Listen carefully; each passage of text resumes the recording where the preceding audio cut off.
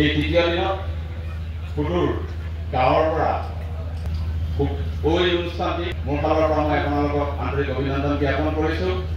ৰাজখিনি উপকৃত হ'ব বুলি মই ভাবিছোঁ আৰু আপোনালোকৰ সহায় সহযোগিতা কামনা কৰিছোঁ। অসম মাইক্ৰ' ফাইনেন্স এনেধৰণৰ প্ৰায় আমাৰ তিনিচুকীয়া জিলাত প্ৰায় 1916জন হিতাধিকাৰীৰ মাজত এই পত্ৰ বিতৰণ কৰা হ'ব। সেয়া ৰাখিছোঁ, গতিকে আমাৰ ৰাইজে তেওঁলোকৰ ঋণমুক্ত প্ৰমাণখিনি পত্ৰ ল'ব পাৰিব। খাদ্য বাৰ্তা আঁচনি মুকলি কৰা হৈছে। ভাৰত চৰকাৰৰ খাদ্য আৰু মূলক সাহায্য প্ৰদান কৰা হ'ব, যাৰ যোগে বিভাগৰ জৰিয়তে সম্পূৰ্ণভাৱে প্ৰাকৃতিক দুৰ্যোগত যিখিনি ঘৰ বিধ্বস্ত হৈছে সেই বিধ্বস্ত হোৱা পৰিয়ালসকলক অসম চৰকাৰৰ পৰা আমাৰ 1,20,000 টকা কৈছে। গতিকে আপোনালোকে গাঁৱৰ পৰা আহি সুদূৰ গাঁৱৰ পৰা আহি এই আঁচনি